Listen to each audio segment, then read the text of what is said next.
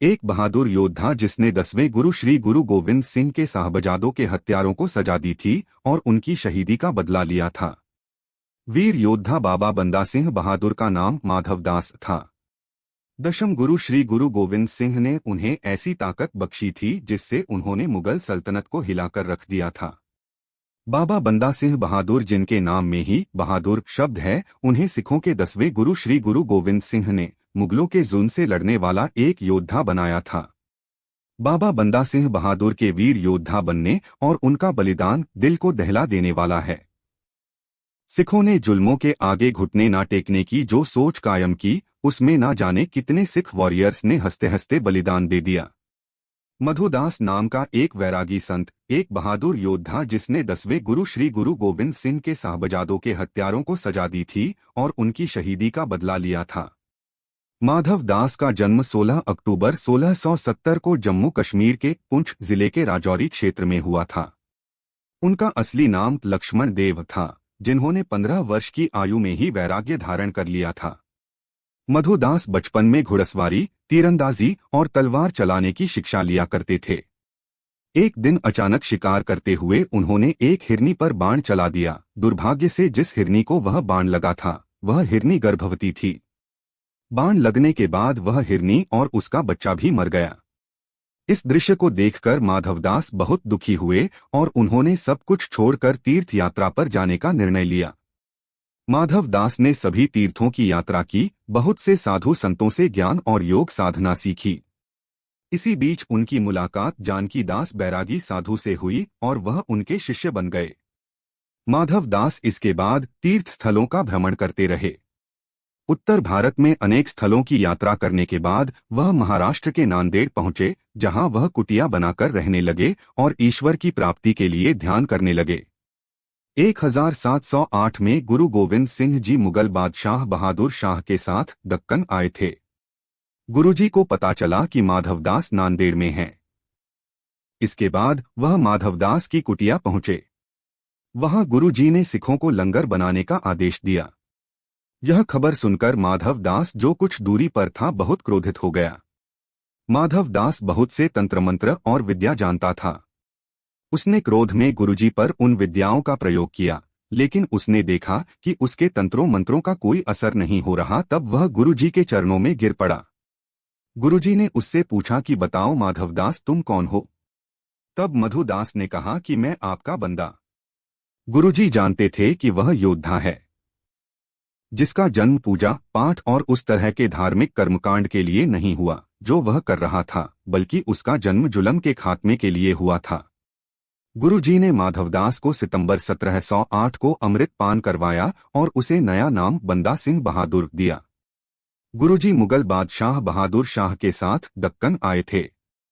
वह चाहते थे कि मुगल बादशाह पंजाब में सरहिंद के नवाब वजीर खान और उसके दूसरे साथियों को सजा दे, जिसने गुरुजी के दोनों छोटे साहब जादों को दीवारों में चुनवाकर कत्ल करवा दिया था और उनकी माता गुजरी को भी मार डाला था। लेकिन जब उन्होंने देखा कि मुगल बादशाह बहादुर शाह की ऐसा करने की कोई इच्छा नहीं है, तब उन्होंने बंदा सिंह बहादुर को पंजाब के अभियान की जिम्मेवारी दी। गुरुजी ने बंदा सिंह बहादुर को अपनी तलवार, धनुष, अपनी तरकस के 5 तीर, नगाड़ा, निशान साहिब और अपने हाथों से लिखा एक हुक्मनामा देकर पंजाब रवाना किया।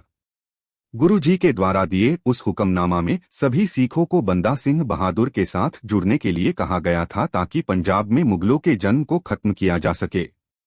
बंदा सिंह के साथ 5 हजूरी सिखों को भी भेजा गया, ताकि पंजाब में सिखों को बताया जा सके कि बंदा सिंह को गुरुजी ने यह जिम्मेवारी दी है और उन्हें सरहद पर चढ़ाई करने की पूरी ताकत बख्शी है। महाराष्ट्र से पंजाब पहुंचने में बंदा सिंह को लगभग 1 साल का समय लगा था। हालांकि वह 4 या 5 महीने में पंजाब पहुंच सकते थे, लेकिन मुगल बादशाह ने अपने सैनिक उनके पीछे लगा दिए थे, जिस कारण वह छुपते हुए और रास्ते में सिखों को अपने साथ मिलाते हुए पंजाब की ओर बढ़ रहे थे। रास्ते में बंदा सिंह को खबर मिली कि गुरुजी नहीं रहे। इसके बाद बंदा सिंह की क्रोध की अग्नि और अपने गुरु का आदेश पूरा करने की इच्छा प्रबल हो गई और वह सरहद की ओर बढ़ने लगे। रास्ते में बंदा सिंह बहादुर ने कुछ डाकुओं को भी सबक सिखाया और वहां के लोगों को उनके आतंक से मुक्ति दिलाई। सरहद की ओर बढ़ते हुए बंदा सिंह बहादुर के साथ सिख जुड़ते जा रहे थे। इसी बीच बंदा सिंह ने सोनीपत और कैथल में मुगलों के खजाने को लूट लिया और उन्हें लोगों में बांट दिया। टोहाना में बंदा सिंह मालवा ने सिखों को संदेश भिजवाया है कि सरहद के वजीर खान को खत्म करने के लिए सभी सिखों को एक साथ आना होगा। बंदा सिंह बहादुर ने सबसे पहले समाना पर कब्जा किया। समाना में गुरु तेग बहादुर के शीश काटने वाले जल्लाद जलालुद्दीन का घर था।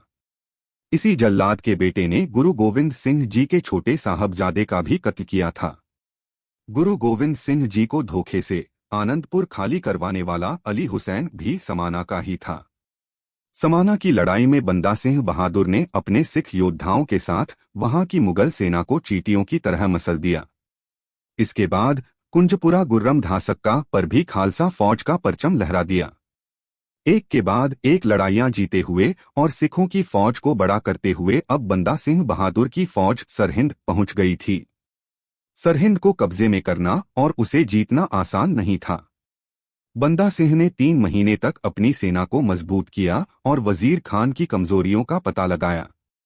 बंदा सिंह बहादुर की आर्मी में सैनिकों की संख्या 30,000 से 40,000 तक पहुंच गई थी, लेकिन बंदा सिंह के पास हाथी, घोड़े और बंदूकें नहीं थी। वही वजीर खान ने भी इस लड़ाई को जिहाद का नाम देकर अपने साथ बहुत से मुसलमानों को जोड़ लिया था। उसके पास आर्मी, हाथी, घोड़े, तीरंदाज और बंदूकें भी थी। इस तरह वजीर खान के पास भी 30,000 से 40,000 की सेना थी।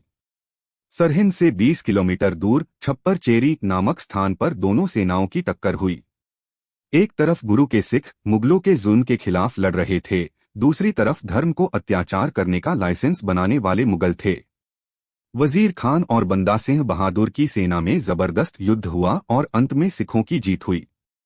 पंजाब में जुल्म और सितम का सबसे बड़ा नाम वजीर खान इस लड़ाई में मारा गया। इस हादसे से मुगल बादशाह बहादुर शाह तिलमिला उठा और वह दिल्ली आ गया ताकि सिखों का पंजाब से प्रभाव खत्म किया जा सके। बहादुर शाह ने सभी गवर्नर को पंजाब पर चढ़ाई करने का आदेश दे दिया।